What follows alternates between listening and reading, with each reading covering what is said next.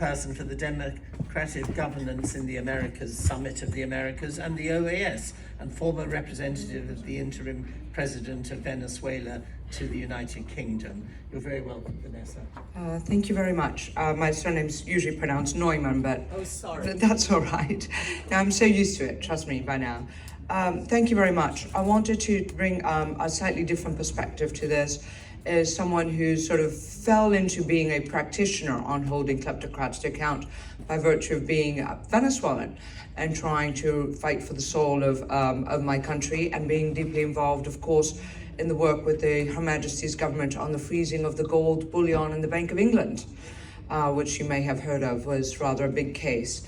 And although I resigned from my diplomatic post at the end of 2020 to go back to my own business, which continues to be anti-corruption and financial integrity, and also working on issues to do with what do we do next, the restoration of Venezuela, and the restoration specifically of once you deprive, how we deprived the kleptocrat of sovereign assets, on what basis, and then what we should do next, okay?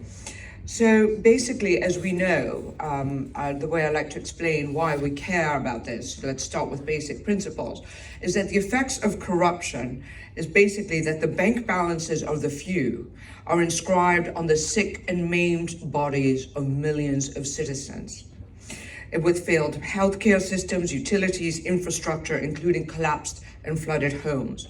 So we need to keep at the center of our thinking the well-being of those citizens and why this fight is worth engaging in. And it is also, as I have discussed with the Secretary General publicly of the OAS, Luis Almagro, corruption and the institutional capture that it enables and the oppression that it facilitates is a big driver of migration. People flee collapsed infrastructure, they flee oppression, and they flee institutions that no longer speak for them or that they cannot advance in. The erosion of institutionality leads to dictatorship. Patronage networks get set up that keep the corrupt in power, and they also punishes those who have merit and who have integrity, like a mafia. So the government becomes a mafia, and it becomes this self-fulfilling cycle. One of the issues that I have spoken about, and was one of the things that I drove very hard in the fight for the gold at the Bank of England, is that the incident I have written about him from my doctoral dissertation, my 2017 book, Blood Profits, is that all of this is really driven by a global institutional structure that enables this. How so? It's a winner-take-all, it incentivizes a winner-take-all in the political arena, where international financial system grants access to national and sovereign assets to whoever clings to the presidential palace by hook or by crook. And the non-intervention principle allows those in power to erode institutions and oppress their citizens. And ultimately, all of this is enabled by consumers of the resources, the gold, the oil, the diamonds, whatever it may be, and also the jurisdictions that protect those ill-gotten assets. So keeping all of that in mind is the basic principles of what the driver of the discussion. The battle for the Bank of England gold started as an email to the Bank of England as KYC. Maduro is not your customer, was what the email said. We are. Why? Because we applied the one voice doctrine of the Foreign and Commonwealth Office, speaking for Her Majesty's government. And then, as you know, it went on from there into various cases, etc.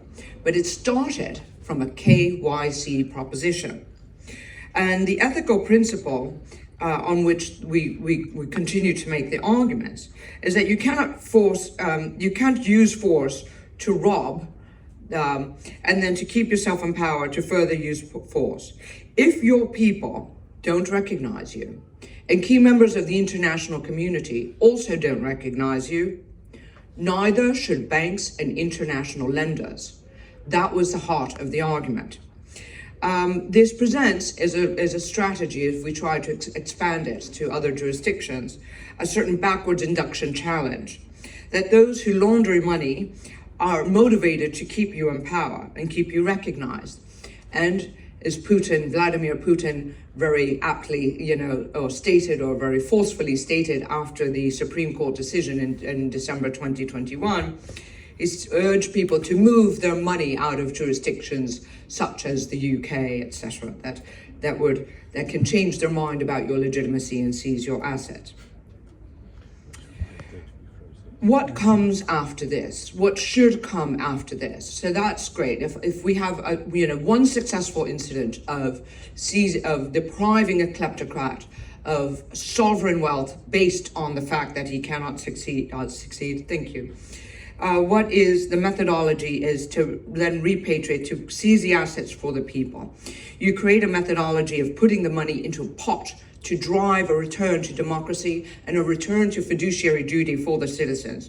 The methodology of creating and implementing amnesty and settlement with key leaders or facilitators to recover assets more quickly, sequence settlements through plea agreements, establish clear frameworks and standards, the common framework for the governance of asset recovery and the fund into which it goes needs to be encapsulated into law in the recipient country. We are far away from doing this yet in Venezuela, but I'm hoping that we will.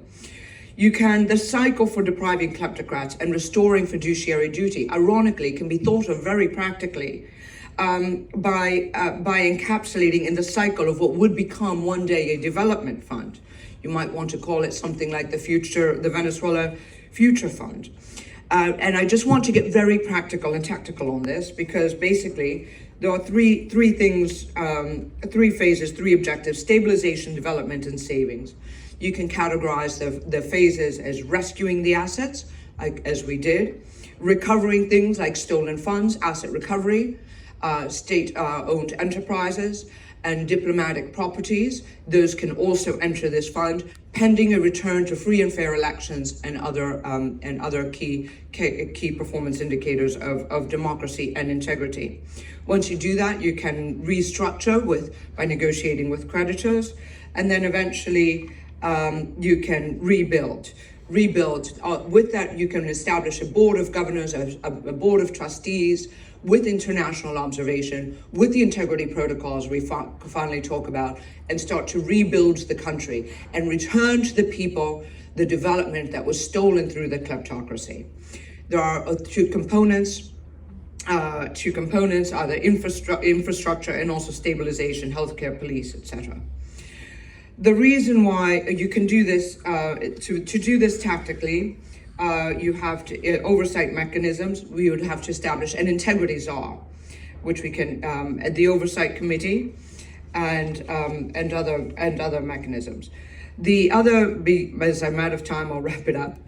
The holistic approach to depriving kleptocrats and enforcing fiduciary duty back to the countries, in this case Venezuela citizens, but the paradigm can be applied to others, is both strategic and ethical, based on a concept of legitimacy, that you cannot just pillage your way into oppression and more pillaging, that it puts the well-being of citizens at the heart of the strategy, and adheres to and seriously implements the concept of shared responsibility, that oppression and corruption and pillaging are there because consumers buy the resources and secure jurisdictions protect the money. It is also operational, presenting a phased approach to attending to the citizens' needs and the national interest priorities and capabilities, from defunding your dictator to asset recovery to reinvestment. And it is also tactical, with clearly defined protocols, with checks and balances at every step that ensure integrity and effectiveness. Thank you for your time. I hope we can work together to bring back integrity and development to my country and yours. Thank you. Thank you very much, Dr. Neumann. Our next